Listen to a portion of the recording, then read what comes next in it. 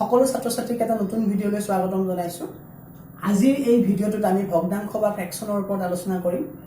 ভগ্নাংশ কি আৰু ভগ্নাংশৰ প্ৰকাৰবিলাক কি কি হয়, মানে ফ্ৰেকশন, মানে what is a fraction and the type of ফ্ৰেকশন।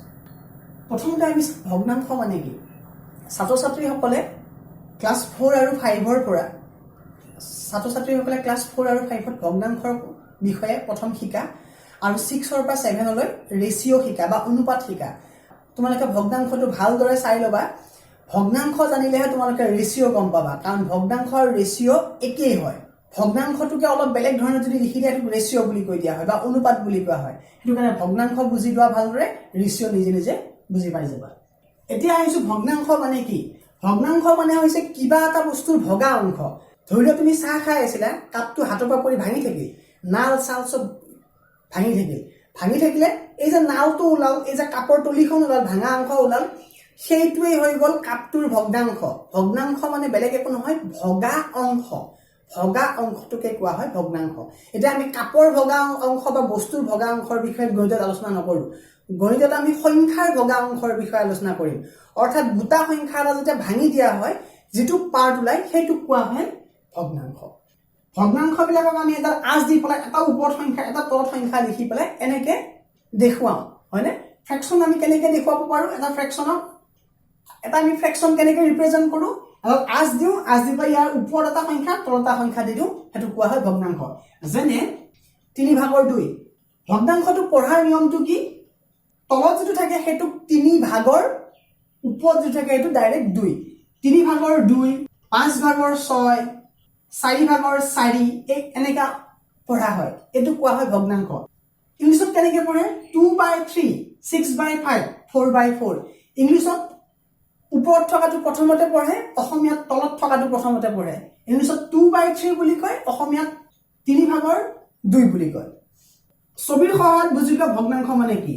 ধৰি লোৱা এইটো এটা গোটা বস্তু আছিলে, এই গোটা বস্তুটোক আমি সমানে 4 ভাগ কৰিছো। মন কৰিবা, গোটা বস্তুটোক তুমি যেই ভাগ কৰিছা সেইটো লিখিবা তলত। লিখিলো, লিখাৰ পিছত ইয়াত ধৰা তুমি এইখিনি এটা ভাগ কলা কৰি দিলা। কেই ভাগত কলা কৰিলা, 4টা ভাগৰ ভিতৰত এটা ভাগত কোৱা হ'ব 4/1। ঠিক তেনেকে তুমি যদি দুটা ভাগত ৰং কৰি দিয়া তেতিয়া ইয়াক কোৱা হ'ব 4/2। 3টা ভাগত যদি ৰং কৰি দিয়া কোৱা হ'ব 4/3 বা 3/4। 4/1, 4/2, 4/3 এইবিলাকক কোৱা হ'ব একোটা ভগ্নাংশ বা 4/4। গোটেইটোত ৰং কৰি দিলা 4/4 বুলিও ইয়াত কোৱা হয়। আচলতে 4/4 যদি হৈ যায় এইটো ভগ্নাংশ বুলি নকয়, কি বুলি কয় মই পিছত তোমালোকক বুজাই দি আছো। এইটো আৰু এইটোক কোৱা হ'ব ভগ্নাংশ। এই কেইটামান ভগ্নাংশ চাই লোৱা, 3/2, 5/7, 10/3। তোমালোকৰ নিজৰ মনৰ ইচ্ছা মতে এডাল আঁচ টানি ল'বা, তলত কিবা এটা ওপৰত কিবা এটা বহাই দিবা, সেইটোৱে হৈ যাব ভগ্নাংশ। তে ভগ্নাংশ মানেনো কি সেইটো বুজি পালা। এতিয়া প্ৰকাৰ কি কি আছে, ভগ্নাংশৰ মেইনলি 3টা প্ৰকাৰ আছে। এটা হৈছে প্ৰকৃত বা প্ৰপাৰ ফ্ৰেকশন, 2 নম্বৰ হৈছে অপ্ৰকৃত বা ইমপ্ৰপাৰ ফ্ৰেকশন, 3 নম্বৰ হৈছে মিশ্ৰ বা মিক্সড ফ্ৰেকশন। প্ৰকৃত ভগ্নাংশ মানে সেইবোৰ ভগ্নাংশ যিবোৰ ভগ্নাংশৰ ওপৰত থকা সংখ্যাটো সৰু হ'ব, তলত থকা সংখ্যাটো ডাঙৰ হ'ব, মানে 3/2। মন দি কথাটো শুনিবা, প্ৰকৃত ভগ্নাংশ বা প্ৰপাৰ ফ্ৰেকশন হ'বৰ কাৰণে ওপৰৰ সংখ্যাটো সৰু হ'ব লাগিব, তলতো ডাঙৰ হ'ব লাগিব। যেনে ইয়াত যদি 1 লিখা, তলত 1তকৈ ডাঙৰ কিবা এটা সংখ্যা লিখি দিয়া, 2, 3, 4, 5, 6 যি লিখি দিয়া এইটো এইটো হৈ যাব প্ৰকৃত ভগ্নাংশ। বা ইয়াত যদি 10 লিখা, ইয়াত তুমি 9 লিখিব নোৱাৰা, 9 লিখিলে প্ৰকৃত নহ'ব। ইয়াত তুমি লিখিব লাগিব হয়তো 12 নহয়তো 11 এনেকুৱা। যদি তুমি ইয়াত 12 লিখিছা, ইয়াত 12 লিখি দিলেও কিন্তু প্ৰকৃত নহ'ব। এইটো কিমান হ'ব লাগিব, 12তকৈ বেছি হ'ব লাগিব তলৰটো। 13 হ'ল বা 14 হ'ল বা 100 হ'ল, 200 হ'ল, যি হওক, মুঠতে যদি ওপৰৰটো সৰু তলৰটো ডাঙৰ হয়, এইটো কোৱা হয় প্ৰকৃত ভগ্নাংশ। যদি এইটো উল্টি যায়, মানে ওপৰত ডাঙৰ হ'ল আৰু তলত সৰু হ'ল, তেতিয়া তাক কোৱা হ'ব অপ্ৰকৃত।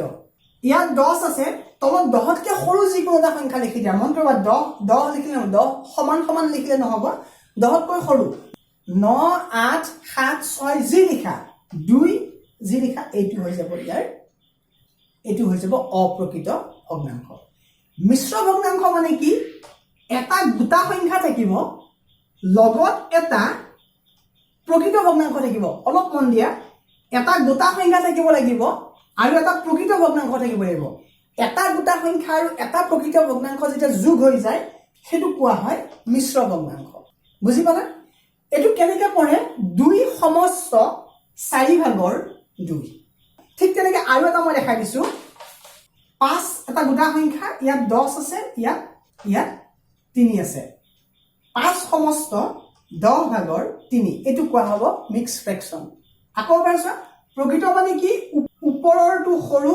তলৰটো ডাঙৰ এটো হ'ব প্ৰকৃত বা প্ৰপাৰ ইম্প্ৰপাৰ মানে কি ওপৰৰটো ডাঙৰ হ'ব তলৰটো অলপ সৰু হ'ব এটো হ'ব ইম্প্ৰপাৰ মিক্স ফ্ৰেকশন মানে কি এটা গোটা সংখ্যা আৰু এটা প্ৰপাৰ ফ্ৰেকশন বা প্ৰকৃত ভগ্নাংশ এটো কোৱা হয় মিক্স ফ্ৰেকশন এতিয়া এটা ভগ্নাংশৰ ওপৰত যেটো সংখ্যা বহোৱা হয় সেই সংখ্যাটোক কোৱা হয় লগ বা ইংলিছত কোৱা হয় নুমাৰেটৰ আৰু তলৰ সংখ্যাটোক কোৱা হয় হৰ বা ডিনোমিনেটৰ এতিয়া আমি যদি 5 ভাগৰ 2 ভগ্নাংশটো লিখিছো ইয়াত 2টো হ'ব লগ আৰু তলত থকা সংখ্যাটো হ'ব হৰ মানে 5টো হ'ব Har 2 is numerator 5 is called as denominator এটা প্ৰকৃত ভগ্নাংশ কাক বোলে যদি তোমাক সোধে মন কৰিবা যিবোৰ ভগ্নাংশৰ লগটো